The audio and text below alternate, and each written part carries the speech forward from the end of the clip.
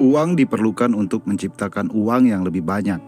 Karena itu setiap usaha membutuhkan uang untuk bisa sampai ke tujuannya, yaitu menciptakan keuntungan. Karena itu Anda atau perusahaan Anda butuh uang. Mungkin uang itu belum Anda miliki atau memang tidak Anda miliki saat ini. Kalau ditanya, kenapa kita butuh investor? Pasti kita akan menemukan banyak sekali alasan.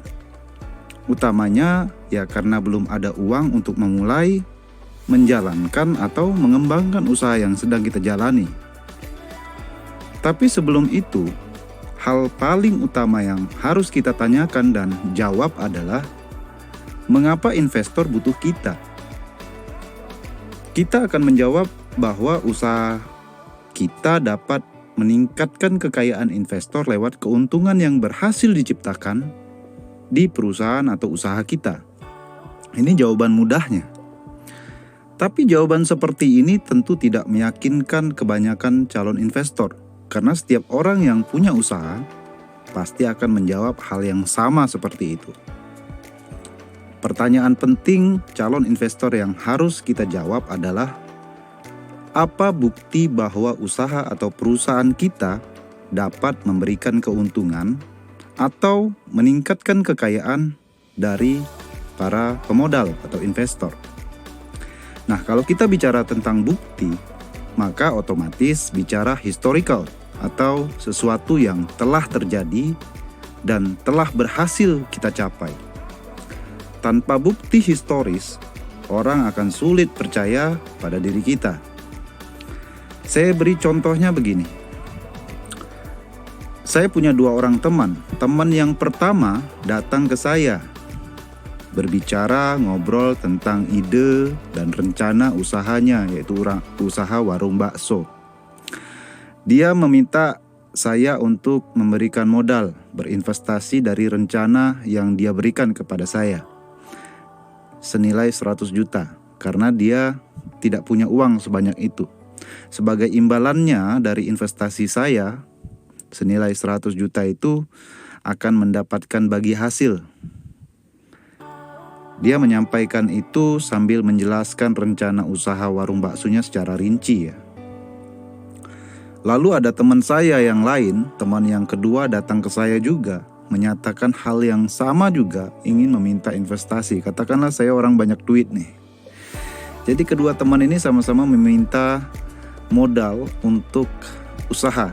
Tapi teman kedua ini sudah menjalani warung bakso, menjalani dan melakukan aktivitas usaha warung bakso yang meski warung bakso yang dia jalani sekarang itu kecil, kaki 5 di pinggir jalan menggunakan tenda, tapi warung baksonya itu ramai.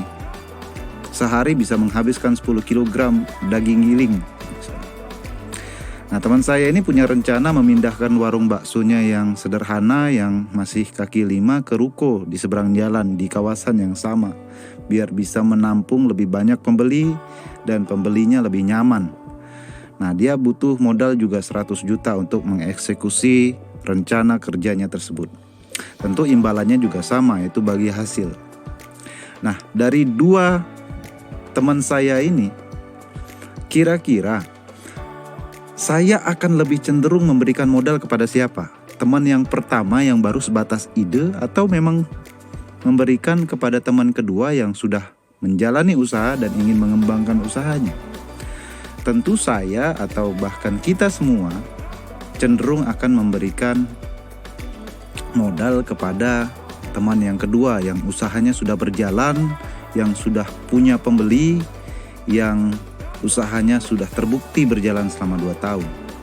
Cerita seperti ini sangat umum di sekitar kita dan logis, baik umum dan logis bagi investor maupun bagi si pelaku usaha. Karena pada prinsipnya tidak ada orang yang ingin uang atau kekayaannya yang sudah mereka dapatkan dengan susah payah diresikukan kepada sesuatu yang belum pasti dan belum jelas. Meski ini logis, namun yang sering terjadi belakangan ini adalah sebaliknya. Baru sebatas ide dan belum punya produk, tapi sudah kasakusuk cari investor. Alasannya karena idenya tuh sedemikian hebatnya. Padahal ide itu kan siapa aja pasti punya ide. Yang babak belur itu adalah ketika kita menjalankan, merealisasikan ide dan rencana-rencana yang ada dalam pikiran kita. Kalau merasa ide itu sedemikian hebatnya, maka langsung saja kita eksekusi sendiri dengan uang dan sumber daya sendiri yang sudah kita miliki. Cari cara dan ubah keterbatasan kita sebagai peluang.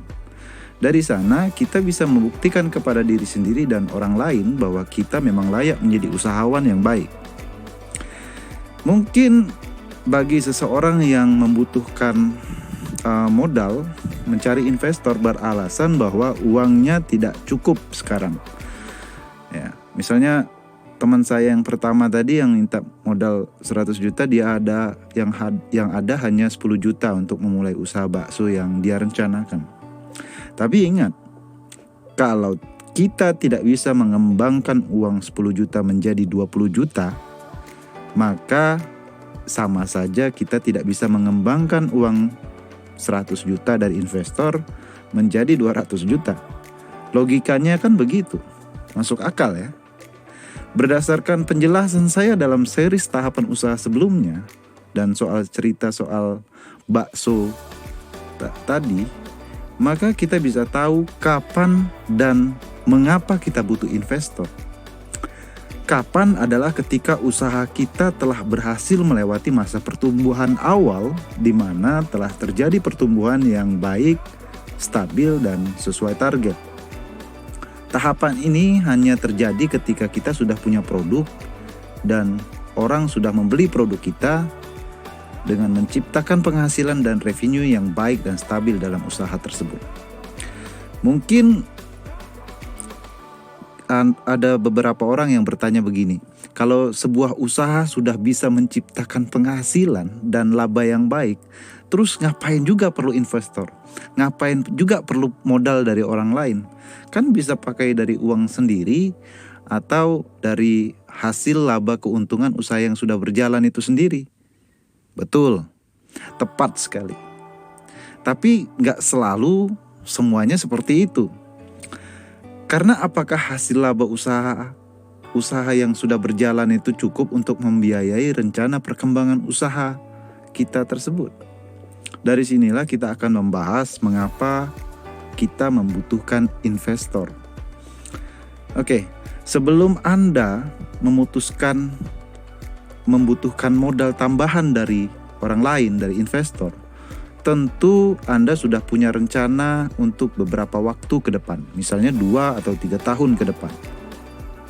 Rencana usaha itu memerlukan uang yang mungkin tidak kita punya, atau laba usaha kita belum cukup. Rencana usaha itu tentu didasari oleh keadaan faktual atau nyata yang telah terjadi dan sudah kita jalani pada situasi pasar dan peluang yang sedang tersedia. Kan perjalanan usaha itu tidak statis, tidak hanya begitu-begitu terus.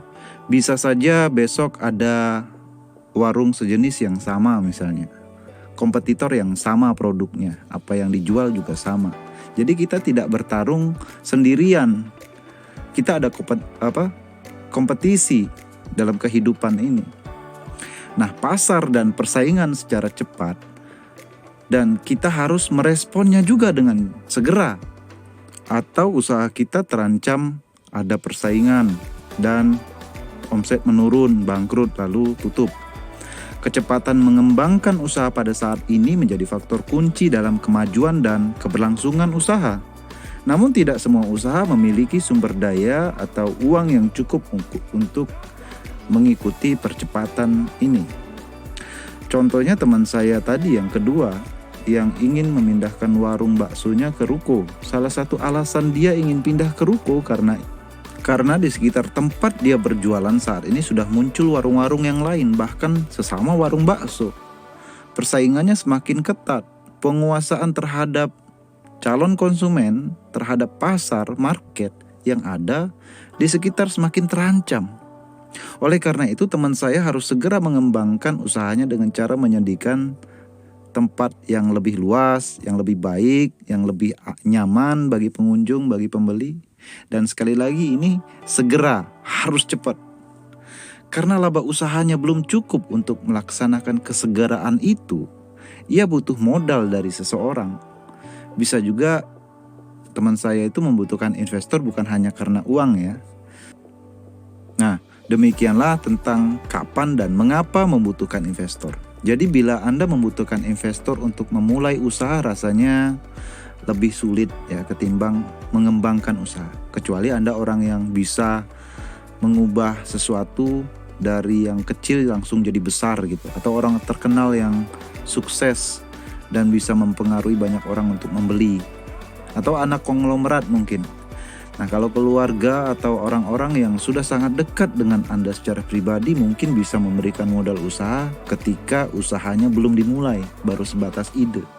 Tapi rata-rata kita bukan orang terkenal, kita juga nggak bisa mengubah sesuatu tiba-tiba yang tadinya kecil jadi besar, apalagi anak konglomerat yang tajir melintir ya. Sehingga kurang tepat kalau kita berharap orang lain akan langsung percaya dan memberikan modal uang, modal usaha untuk merealisasikan ide dan rencana-rencana usaha kita.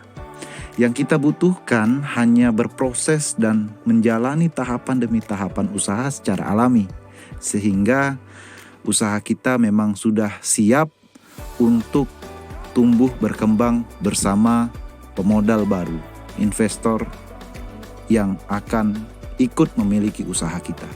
Sampai jumpa lagi di video sesi berikutnya minggu depan.